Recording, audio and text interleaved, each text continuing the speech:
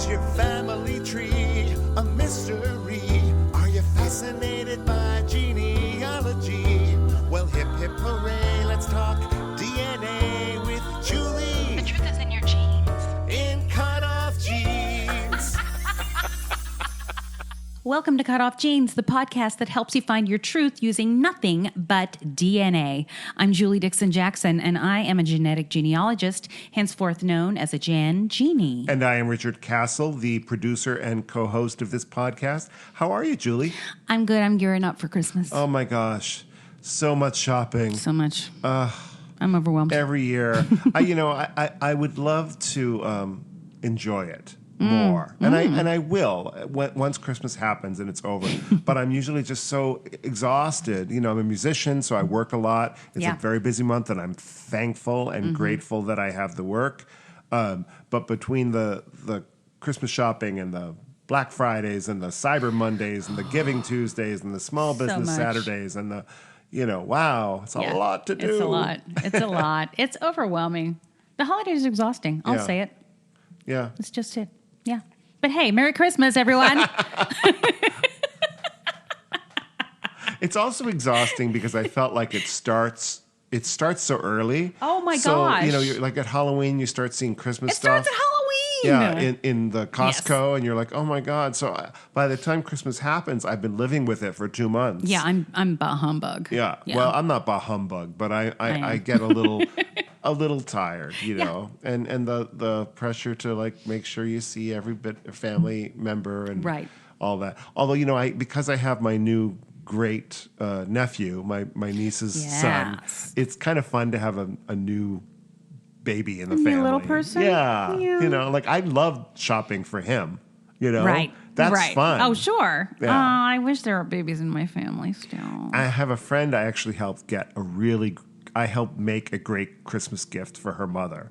So she has a picture of her mother in Venice, Italy from the early 70s when her mom was young. Mm-hmm. And my friend went to Venice this past summer before it went underwater and took a picture in the very same spot. Love that. Right? Like the same pose. Mm-hmm. I mean, it didn't turn out exact, but I brought it into my Photoshop program and I've kind of made them look, cropped them so that they could be put side by side. That's a good gift. Yeah, and then I even found a frame online that would where you could put the two next to each other. Right. And I think her mom's going to be really pleased seeing that picture of her. Oh, she's going to love it. Right? I love that. So I loved how that's my favorite gift, and I have nothing to do with it other than I helped my friend do it for her mom. I love that. I came up with a gift this morning that I'm really proud of. That so I make stuff. Yes. And I made trouble mostly, right? Yes, exactly. So I made I've been making sock creatures lately. Sock creatures. Creatures Not out of sock socks. monkeys, but sock creatures. I've made monkeys before, but I have now evolved into creatures. And I made a porg from Star Wars. What's a porg? It's this little creature that's okay. If you're a Star Wars fan, you know what it is. You're clearly not. But they look like a bird, a cross between a bird and like some kind of marsupial. Oh. They're really, really cute, and they have the saddest look on their face. I really like them. It's weird they have something called a porg. Because on Star Trek, they have the Borg.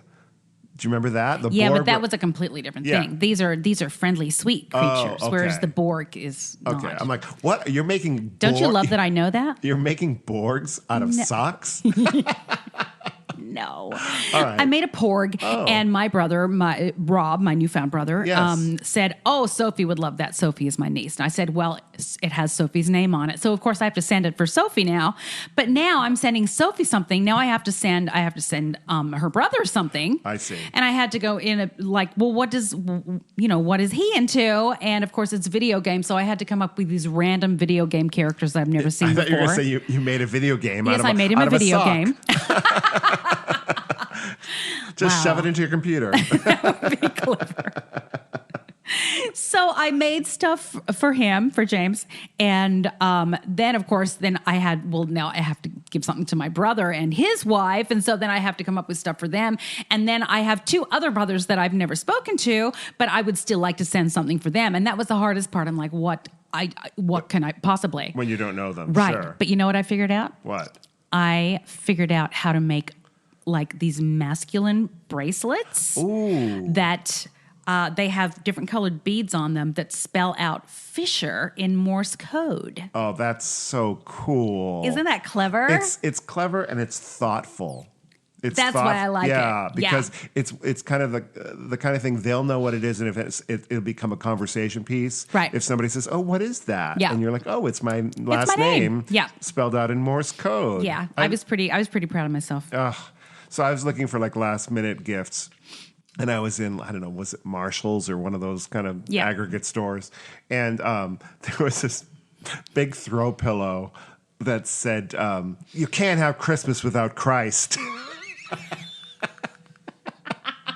And I was like, I'm not gonna. Can you imagine going to somebody's That's very home? judgmental. I know. That's what I thought. I'm like, it's not even a religious pillow, it's a judgmental pillow. Well, it obviously is. No. What I mean is, it's not about celebrating something. It's sort of judging, and I would hate to like go to somebody's home and like imagine, welcome to Christmas. By the way, welcome to Christmas. By the way. By the way. By the way, don't please heed the message of the pillow. The pillow. Oh, heed the pillow. That's what I'm going to name this episode. Heed the pillow. Heed the pillow. I don't know. The other thing was, it felt like when I kind of hugged it to see if it was comfortable, and it was like it was cold and judgy. It was made of burlap. Oh God! It was so uncomfortable. Like I wouldn't put my head on that or want to be sitting up against that I just burlap imagine. is scratchy, man. Yeah. No wonder it was at one of the discount stores, or aggregate as you called them. Oh well, there you. I always think about that I Love Lucy episode Of where course they went to France and they had to get this designer dress and as a joke, Ricky and Fred got Ethel and Lucy these dresses they made out of burlap. And Lucy opens the dress and she says, "Leave it to Jacques. What an inspired use of burlap." You know what? My mother was Lucy. I've decided. Yeah. Her sense of humor was exactly like the funniest thing she ever saw was on I Love Lucy. And that was her mindset. Right. Yeah. I've been watching them again. I've always watched them, but I've been watching them on Hulu or something. God, they are funny. They really hold up. Although, there's still a little, a bit of a shock to the, one episode where Ricky takes her over his knee and fake, slaps her like she's some child. It's a sign of the spanks times. her. It's a sign of the times. And I will say that even though it's inappropriate, you never feel like Lucy's in real danger. Oh, no. It's such a cartoon, really. And the way it's portrayed even. Yeah. I'm not trying to make light of it. I'm just saying that when you watch it and knowing it's from a different time, it kind of... Yeah. I was shocked, but at the same time, you kind of go, well, yeah, that was what they did. I don't know how I would feel if I watched that now. Yeah. I don't know. I'm very much in a smash the patriarchy mode right now. Oh, wow. I'm just, hey, fair warning, everyone. That's just where I am. Yeah, Buddy and I just crossed our legs. Yes, literally smash the patriarchy. Okay. Hey, maybe we should talk about genetic genealogy. Oh yeah. I forgot. Once again. Is this thing on? It's the Christmas episode. Right. Okay. Hey, do you remember, this is really not genealogy, but I don't care. Do you remember when I was talking about the Battle of Bosworth Field? Yes. And they were going to put a track on part of it. And I have been looking for updates on that forever because that was a year ago. And so I'm trying to find out what was decided about that because I'm concerned. Have yet to see an update. However, I found something else about another famous battlefield that is facing... building on it or something? Yes. So regarding the current threat to Culloden.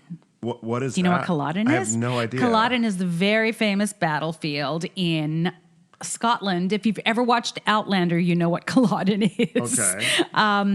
against the, let me see, it was between the British and the Jacobites, I think. And they were fighting for King. There was a king. Wait, they called him King Bonnie. Maybe it says so right here. It was between the Borgs and the Borgs and the Porgs. And the Porgs. Borgs and the Porgs.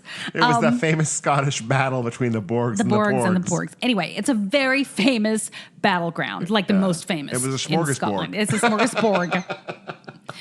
smorgasbord. So I found something that said, it is with regret that we must inform you the Highland Council's decision to allow the destruction of the historic farmsteading at Chalchenag and the building in its place for a modern luxury house. It's just a house, just somebody's house.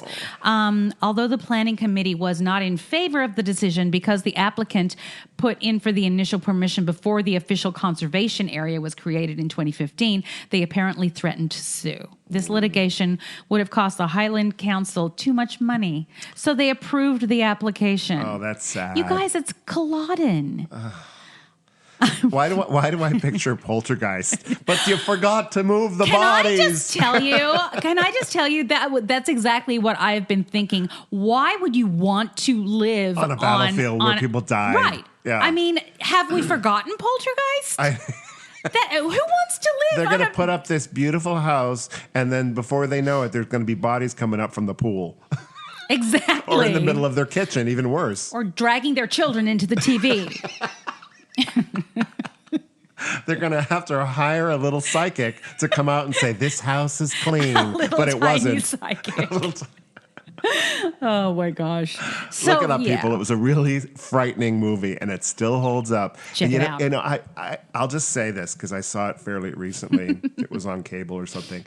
The heart of that film is JoBeth Williams. She plays the mother. Oh, yeah. And she is so real, and her care and worry for her daughter, it's really about that. I mean, it's all about these ghosts and stuff, but man, that's what makes it so good, is because it's so believable that she wants her daughter back so badly. Do you have any feeling about the curse on the cast? Oh, because two of the daughters died. Yeah. The only two daughters died. Right. There were two daughters. They're both Is that dead. the only two? Well, the little psychic is dead, but I think she died of natural causes. Well, she died at an old age. Yeah, I think there are a few other peripheral people that have died. Well, I know that Dominique Dunn was murdered. Yes, and I know that the little girl Heather. Yes, Heather something. Yes. She had. She got sick and died very young. Well, she had I think liver disease all her life. She had something where she was like, that's why she was so tragic. Yeah. But I don't know of anybody else that had some kind of, career problem or, that died. So I don't believe there's a curse on it. I just think it was... Do you believe the Kennedys have a curse? Okay. Well, you know what? I'm from Boston, and there is something to that. They've had kind of a tragic family. It's crazy. But I also think that a lot of families have... horrible things that happen, but we're not famous and no one hears about it. That's true. Maybe because we just know every single member of their family. Right. I don't know. Right. Anyway, let's talk about Culloden. So the Historians Council of Culloden submitted new research which indicated the existence of the Chalchenag steading at the time of the battle and the discovery by subsequent generations of a number of mortal remains from the battle in the farmland surrounding the steading. Mortal remains, people. The HCC has begun the process of setting up a charitable entity to acquire the remaining land. So it's just like one house. But, really? And is that house going to be, after they acquire the rest of the land, is that house going to be sitting in the middle of a park? Of a battlefield. Oh, it's already a park. Yes, it is. Yeah. Well, it is. Yeah. It's a historic site. Come on, is nothing sacred? Well, I mean, that's the question, isn't it? I mean, I would not want... It's like, I've just found out there's a plot of land in the cemetery, and I can build my house on it. Why wouldn't I? It's awful. Why would you? Yeah. That's crazy. Because even if I'm not actually being buried or putting my house up over dead bodies, I'm going to be surrounded by them. Yes. Oh, yeah. I mean, you could argue that people buy houses that are 100 years older or whatever, and people have died in those houses, and you're sort of living with the fact that somebody died in this house that you're making your own. I have reason to believe somebody died in my house. Well, that's part of it. But there's something different between somebody who died in your home, like of natural causes or whatever it may be, than like a battlefield where there was all this animosity and, I don't know, that's bad juju. Or the even technical word is juju. Yes, that's the actual word, I believe. And I want to hear the little umlaut over the oo, over the u. Juju. Is it an umlaut? I don't know. Corrections Corner. We have so much to do in January. You got a busy month just correcting all of December. All of this stuff that we're just spouting off without knowing anything. Hey, I have been compiling a list of unusual names I have found in the U.S. Census. Oh, okay. Am I on there? No, but you could be. No, you couldn't. This is so some of the names that I myself have come across. And the first time I saw this, it was in my mother's family. And I thought it was the craziest thing I'd ever heard. And now that I've been doing this for a while, it happened in a lot of families in the 19th century. Entire families, brothers named after U.S. presidents. Really? Yes. Oh. Like my mother had ancestors in the one line who were literally, one was Abraham Lincoln, one was George Washington, and one was somebody else and they're like all different parties, nothing specific about like what type of president they were that went, you know what I mean? That followed specific politics. Yeah. But it was a thing. So I think that's fun. There's a play called Top Dog Underdog by Susan Laurie Parks, where there's these two African-American brothers that were named Booth and Lincoln. Oh, really? And they have this like antagonistic relationship. It's a great play. I love that. Yeah. And that's just good. the meaning of that, like what parent would name their kids Booth and Lincoln? Yeah, I mean, you're asking for a fight there. You really are. Yeah. So let me see. I found in one of the families I was researching, I found a couple of twins. Oh, I found one brother named General Parson. And I think his father was Doctor, like their first name was just like, and then they had twins named Herman and Sherman. That's enjoyable. I have ancestors from, let me see, where were they? They were in Cornwall, named Shadrach, Meshach, and Abednego. I don't know what the significance That is a biblical reference, and the only reason I know that is from Guys and Dolls. What? Okay, now you have to tell me where that reference is in Guys and Dolls. I believe they're names of horses: Shadrach, Meshach, and Abednego, or Are something. They really? I thought the horse's name was Paul Revere. Ha! I got to take. No, wait, Shadrach, Meshach, and Abednego. I got your horse right here. His name is Paul Revere. No, the Shadrach, Meshach, and Abednego reference is made during a conversation between Sky Masterson and Sarah Brown. Oh my gosh! From the Bible. Because I really should know this because she's an evangelical, right? Like she's trying to in the show, yeah. Yes, yeah. She works for the Salvation Army or some right. form of the Salvation Army. So yes, and then just yesterday somebody posted something about somebody named Quiet All Right. All right, quiet. Right. Their last name was All Right and her first name was Quiet. And they made some joke about, well, it's because she would never stop crying and then she finally did. So it was Quiet All Right. I don't know. Anyway, guys, I'm challenging you guys to let me know some crazy names that you have discovered in the U.S. Census and put it in the Facebook group because I think that would be a fun thread. I think so, too. There you go. Okay, let's take a break. If you're enjoying CutOff Jeans, please subscribe, rate, and review. Now, back to Julie and me. So in one of the NBE groups, somebody posted something the other day that had me thinking. He said, my father, the NPE, so his father was an NPE, died a tragic death, and my family lived decades wondering if it was a murder, suicide, or foul play involved. Huh. Then I take a DNA test that reveals that I am not the name that I was born, and neither was he, but also revealed the following. My true great-grandfather committed suicide in a psychiatric hospital.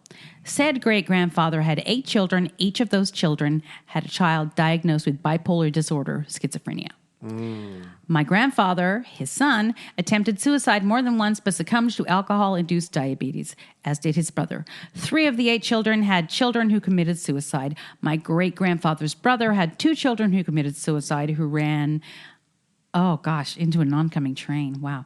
And so this simple home DNA test not only took away part of my identity and who I knew my father to be, but made me start to question the possibility more that my father committed suicide. Well, that's legit. Yeah, I mean, that's part of the risk you take when you find out this information, right? Right, but it's also good things to know. Yes. You know, I had, growing up, I had... depression, anxiety, very much so, my entire childhood that nobody understood. And it's not something that is a Dixon thing, certainly. But I struggled with it, and I still struggle with it. And what I have found since I found my paternal side, well, there's like depression on my maternal side. But my paternal side, there's a lot of suicide. Oh, really? A lot. Yeah. A lot. To a point where it just... kind of made sense. So making sense is one thing. Do you see that information as like cautionary, like, oh, I better watch out, or like good to know that like if I have those feelings that these are things that have come up before and I'm not going to take that road? Both. Or does it feel like a destiny? You know? No, it doesn't feel like a destiny. It feels like a cautionary tale. Yeah. It feels like these are good things to know. And it also feels like had I known this stuff when I was younger, I wouldn't have felt so isolated. Does that make sense? Yeah. It's certainly... the more I researched, the more I saw it. I mean, every generation has it. Right. I mean, I have uncles, and then people way back, like I look at death certificates, and I had a great something that drank bleach or something. Right. I mean, it's a thing. And I also wonder, though, if that's not necessarily something that is because you're adopted, because a lot of those maladies, for lack of a better word, were things that were considered shameful. And so that even if it was in your family, depression or suicide, it may not have been discussed. You know, like, so you could grow up not even knowing that was something in your background. Yes. Even if you're not adopted, because that's we true. don't talk about that. We don't talk about what crazy Aunt Agnes, you know, who hung herself in the attic. Yeah. You know? Right. But like she wasn't crazy. She might have just been, you know. Well, most of them, or it was bipolar, or you know, that kind of thing. So that's so interesting. Right. Yeah, I guess so. But certainly, the way it manifested in me was something that I couldn't explain. Right. And I remember all the time, my anxiety. The only way I could describe it was that I was worried. Right. But I remember you talking about the fact that you are a very talented, you know, singer and actress, and the fact that, or actor, sorry, whatevs. Yeah, but that no one in your family growing up had anything like any kind of talent for impetus or it was so affinity. Natural to you. Yes. It wasn't something that you had to really work at. Not that you didn't work at it, but I mean, it was just it was something that just. I just fell into it, and it was where I was home. Right. Yeah. Right. And that you always wondered. And didn't you find out that on one side of your family, I found out that my mother had been a singer. Yes. Remember, I found that in my information, the records that I got. Right. And it was just written kind of as an afterthought too. But she sang. I mean, she was not professional, but she sang in bands and stuff. But I do believe there is something to that, like that. Oh, there has to be. My mom was a great pianist, as you know. Yeah. And I mean, you could say, well, is it nature or nurture? Did I take it up because she was playing in the house and I learned that way?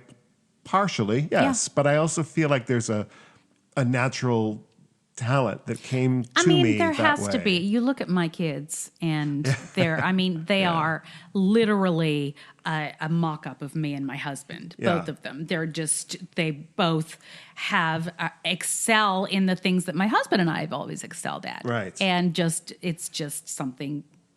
Obviously, it has to do with both nature and nurture. Yeah. But they both have natural talent because they're, I wasn't trained and they're not trained any more than I was, except for they just started doing it much earlier and are very self-taught. Yeah. But, yeah. So I think I got my musical ability from my mother, and I also got my natural way. I go right to guilt and denial. Okay. That might have been passed down from my Jewish side. Yes. And her mother. And it was, I don't know, nurture or nature. I don't know. Okay, let me see. Oh, somebody wrote something saying they were curious if you are an LGBTQ adoptee or NPE, what are your experiences with coming out to newfound family members? Good or bad? It's been on my mind lately. This is interesting to me. I actually have my first transgender client right now. Okay. And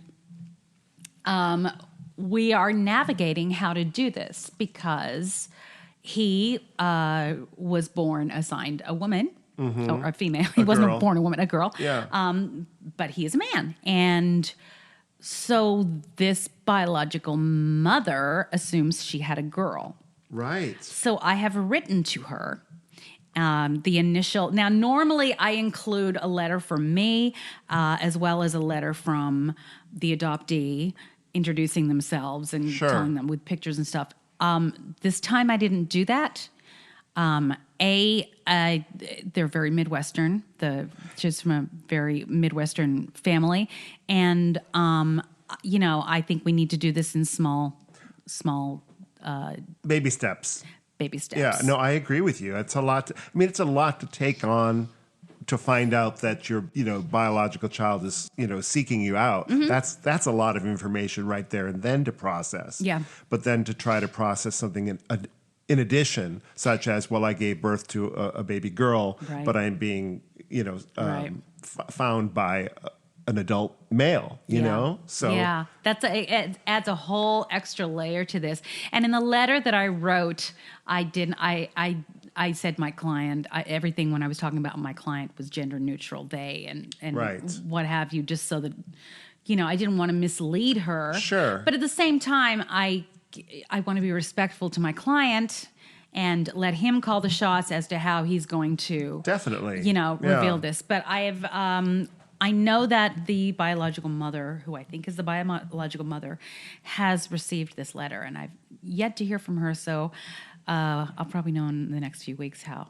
You'll have to keep us updated because that is an interesting.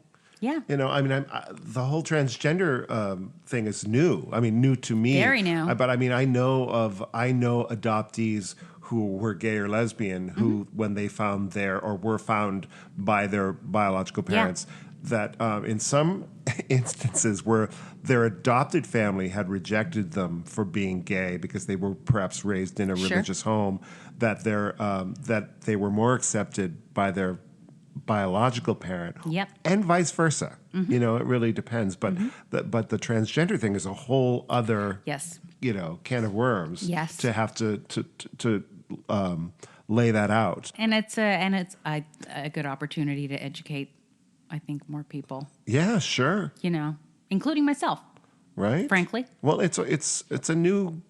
There's a new game in town. It's a new frontier. It is a new frontier. Yeah. Yeah. So, yeah. Even the pronouns, I get very confused. I do too. And it's so funny because I think we've talked about this before. The kids are very with it and know exactly what all the rules are. Right. And expect us to immediately be able to know it by osmosis. Here's the thing is I will call anybody by what they want to be called. Yes, nicknames. No matter what, but we need to know. Right. But I do not want to be arrested by the pronoun police, because I didn't know. I'll be happy to call you by the pronoun you want, the nickname, whatever it may be. More than happy to be respectful that way, as I would expect you to be if I say, no, please call me Richard and don't call me Dick. Yes. Which I have said to people when they try to call me Dick. Who's ever called you Dick? Who uses that name anymore? I know. Oh, boy. I had an Uncle Dickie who I was named after, but my mom was like, well, he will be Richard, not Dick. Yeah. But I digress. So that is that. Wow, let us know how that goes. I will. Yeah. I will. Let's take a break. Thank you for listening to CutOff Genes with Julie Dixon Jackson and Richard Castle. That's me. All right. It is the final story time of the year. The final story time of the year. Okay, this one is a very special one to me. This is Deborah Kohn, who is a biological mother, one of the first biological mothers I ever reached out to for a client. Oh, wow. And she has a special place in my heart, and she's a very dear lady. And she agreed to talk to us and tell us her part of the story because we don't have too many biological moms. No, we don't. Yeah. So I really wanted you guys to hear Deborah's story. And we're going to play the first part of it right now. Hey, guys, I have on the line Deborah Kohn, who I'm so happy has decided to talk to me today because she is a bio mom that I am very excited to get her story because I think it's important to have voices from all parts of the triad. And I know that Deborah has had quite the journey, right, Deborah? Oh, yes. Yeah. Thanks for being here, by the way. Thank you. Can you tell us about your journey and how it all started? I was 16, and I believe it was my birthday in February that I got pregnant. Awesome. Happy birthday.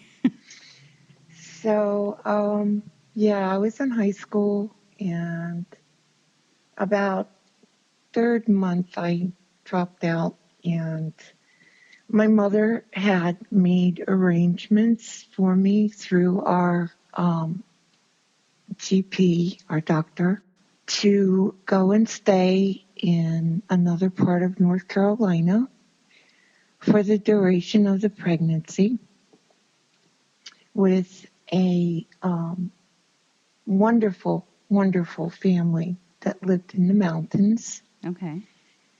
And they were all members of a certain denominational church group. Okay.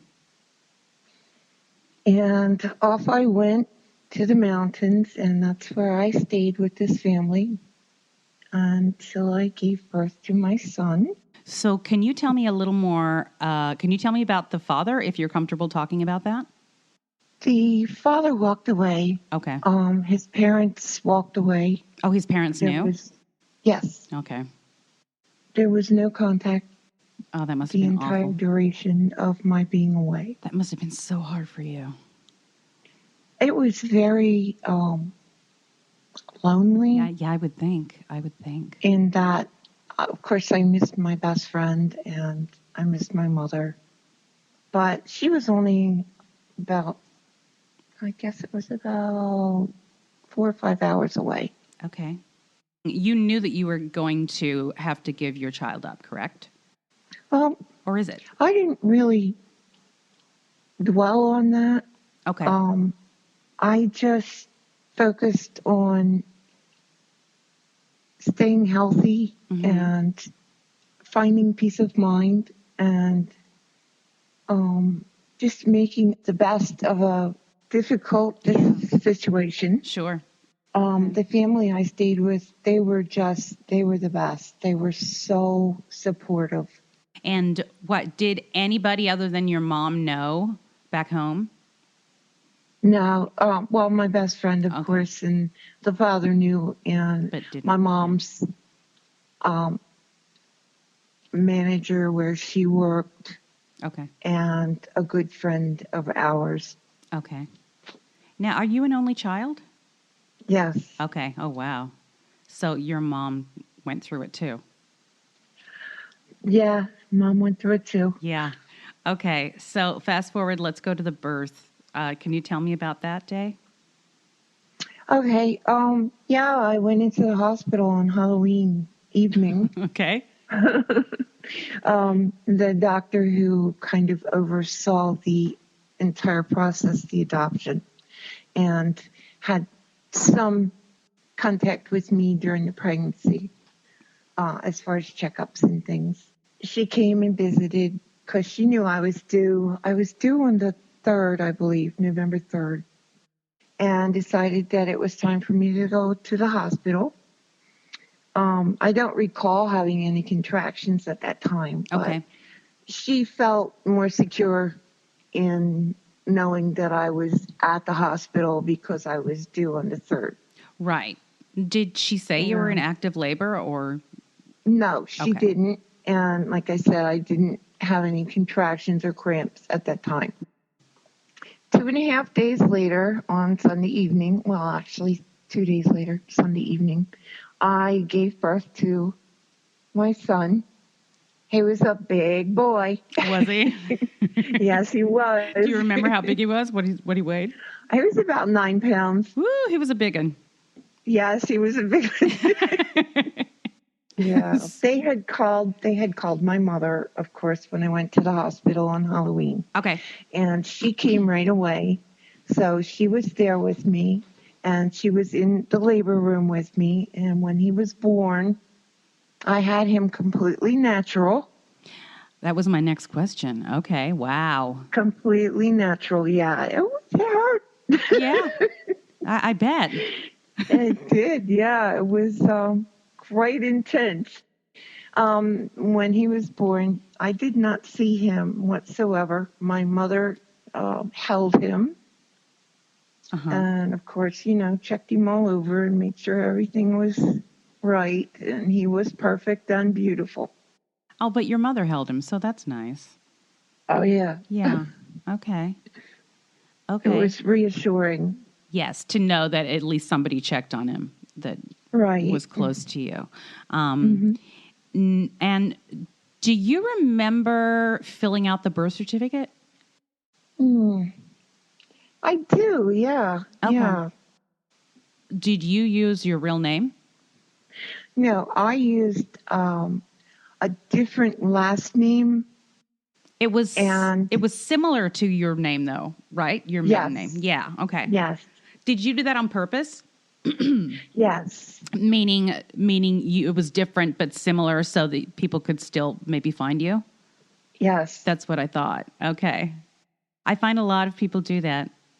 It worked, right? Yes. Yes. Okay. So tell me about the years following that. How did you go on with life? Did anybody know? The people I was staying with raised miniature poodles, and their one poodle had just given birth, so I got to take a baby poodle home. I kind of made her my priority, right, for a while. And I went home, and it was November, and I went back to school in January. I never liked the schools in Charlotte where I was. And I eventually dropped out, I think in March or April. I got a job in a drugstore at the Fountain and stayed there for a little bit. And then, what was your state of mind like the first few months after the birth? Well, I just, wanted to go home and be with my friends and go out and have fun. What was your thinking about him? Were you wondering, was it, or were you trying to put it out of your mind? What they had told me was that they had parents that were coming from Chicago and that the man was a very tall redhead, and that made me happy because I'm a redhead, and that was a good match. I was happy for the baby. Was that true, by the way? No. Oh, really? Really? No. In fact, I just found that out in, I guess it was November. Oh, wow. Last year. Okay. So they kind of fabricated some stuff to make you feel a little better about it? They did, and, to protect him. Okay. And I guess, to protect me so I wouldn't be out looking for him. And is that something you thought about doing? No. When I walked away, I walked away. Yeah. But I was 16 years old. Sure. Yeah. In 70, I moved up north with my father and lived with him. Went back to school, graduated with honors, got full scholarship to nursing school, got married. I had 2 children with my first husband. Did your husband know about your first child? I told them when they were older. Okay. I think my daughter was like 12, 13, and my son was about 10 or 11. Okay. And what was their reaction? They didn't even pay much attention to it. Yeah, I would think at that age it would be a little abstract. Well, you sit down and you explain the facts of life with your children, and then you kind of put in there, especially when you know your daughter's looking at boys. That's actually a good tactic. You can actually say, because you know what happened to me. Right, exactly. And that's exactly how it was presented to her and myself. Interesting. When you're that age, you're not really into the details. You're just into whatever everybody else is doing. Sure. Yeah, that's true. But, when I found out that Heather was involved sexually, by that time I was remarried to my second husband, my husband now, Paul. And he took her straight over to Planned Parenthood, and we got her covered. That's good. Well, when her natural father found out, and her stepmother found out, they took her pills away. Uh-oh. So we turned around and we went right back to Planned Parenthood. Okay. Because, you can stick your head in the sand if you like. Yeah. But this is not going to happen to my child. Right. Right. And it didn't, right? It did not. Okay, good. Okay. Talk a little bit about around his birthday. Did you have mood changes at all? Was there every November 2nd? Yeah. That's all I thought about. I loved him very much when he was born. I didn't see him, but I loved him, and he was in my heart. That's lovely. And that's, as adoptees, we always, on our birthdays are weird for adoptees, by the way, because, you're being celebrated, but none of those people were there. But, right. but, but we wonder too, is she thinking about me? Does she remember? It's absolutely. It's a very abstract thing. Never, ever forgot that day. When I had my children, my second and third child, I always wanted him to find me. Had he been a girl, I would have gone down that road and found her. But since it was a boy, I wanted him to have that option and find me. Now, explain the difference to me. I don't exactly know how. Men are so different from women. Yet, in the same breath, I have to say that girls have a lot more problems usually with their mothers than the sons do. Yeah, that's true. It was just, I guess, something in the back of my mind was telling me that let him take the first step. Interesting. But if it was a girl, I don't know how else to explain it. Yeah, maybe no, it you was don't the need way to. I was brought up. Yeah. Maybe it had to do with my father. I'm not sure. Yeah, that's interesting. I've never heard anybody say that before, but I appreciate the honesty. That's good. So did you ever think that he might go looking for you? Oh, I hoped constantly. That was my number one hope.